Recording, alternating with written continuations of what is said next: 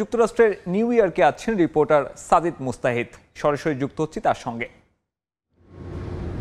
সাদিদ, এই মুহূর্তে আমি আছি নাসাউ কাউন্টি ইন্টারন্যাশনাল ক্রিকেট স্টেডিয়ামে, যেই মাঠে আসলে বাংলাদেশ মুখোমুখি হবে কাল ভারতের, এবং সেই ম্যাচ দিয়ে কিন্তু এই মাঠের আনুষ্ঠানিক যাত্রা শুরু হবে। এবং এই মাঠটা আসলে আমি বলতে পারি যে বাংলাদেশ থেকে অনেক সংবাদকর্মীরা এসেছেন নিউ ইয়র্কে, তবে সময় সংবাদের পর্দায় এখন যারা দেখছেন তারাই কিন্তু সবার আগে মাঠটা দেখছেন, এবং তাদেরকে আমি একটু মাঠটা দেখাতে চাই যে এই মাঠে আসলে গতকালকে নাজমুল হোসেন শান্ত কিন্তু এসেছিলেন।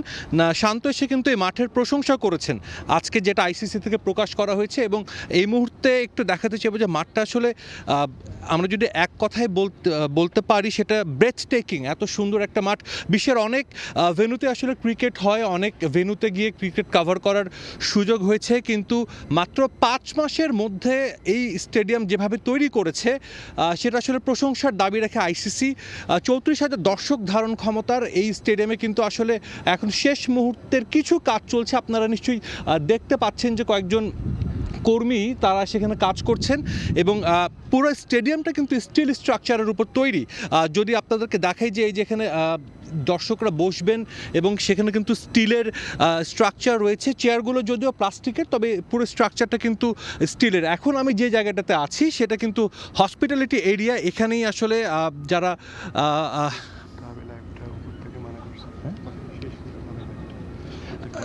এটা আসলে এখানে হসপিটালিটি এরিয়া, সো এখানে আসলে করছে তারা এখানে যারা আসলে হসপিটালিটি টিকিট কিনবেন তারা এসে কিন্তু এখানে বসবেন সমর্থকরা। এবং একই সঙ্গে কিন্তু বলতে হয় যে এই স্টেডিয়ামের আগামীকালকে বাংলাদেশ ম্যাচ খেললে উইকেট নিয়ে কিন্তু অনেক বড় একটা কথা রয়েছে। উইকেট নিয়ে অনেক বড় একটা বিষয় রয়েছে যে উইকেটটা কেমন হবে। আমরা দেখতে পাচ্ছি দূরে কিন্তু উইকেট দেখা যাচ্ছে, উইকেটের কাজ চলছে। ড্রপ ইন পিচ নিয়ে কিন্তু অনেক কথা হয়েছে যে ড্রপ ইন পিচ কেমন হবে, সেখানে আসলে কতটুকু বাউন্স থাকবে বা আনইভেন বাউন্স হবে কিনা, সেই বিষয়টাও কিন্তু রয়েছে। তবে এখন পর্যন্ত আমরা যতটুকু জানতে পেরেছি যে ড্রপ ইন পিচ হলেও সেটা হয়তো খুব ভালো মতোই কাজ করবে, কারণ পিচগুলো অ্যাডিলেডে তৈরি করা। গতকাল কথা হয়েছিল অ্যাডিলেডের যারা পিচ করেছেন তাদের সঙ্গে। এবং একটা বিষয় জানিয়ে রাখতে চাই যে বাংলাদেশ কিন্তু আজকেও সেই ড্রপ ইন পিচে অনুশীলন করবে, এবং অনুশীলন করার পর কিন্তু আমরা জানি যে ভারত দলও কিন্তু এই মুহূর্তে অনুশীলন করছে। তো বলা যায় যে আসলে বাংলাদেশের জন্য কিন্তু একটা আইডিয়াল প্রিপারেশন, কারণ বাংলাদেশ আগামী 10 জুন এই মাঠে খেলবে তাদের প্রথম বিশ্বকাপের ম্যাচ।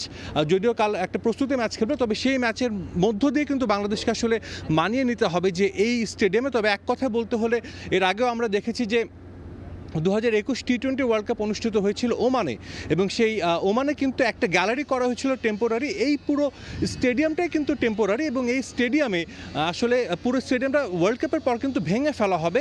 ওমানের সেই মাঠের একটা গ্যালারি করা হয়েছিল, সেটা পরবর্তীতে ভেঙে ফেলা হয়, এবং এই মাঠটা কিন্তু পুরো মাঠটাই ভ্যানিশ হয়ে যাবে। তবে এখন পর্যন্ত আমরা বলছি যে যতটুকু দেখেছি, যেভাবে মাঠটা তৈরি করা হয়েছে, যারাই আসবে খেলা দেখতে নিশ্চিতভাবে বলা যায় যে তারা খুব উপভোগ করবে ম্যাচটি।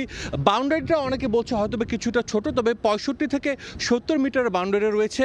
রান হয়তো হবে অনেক বেশি।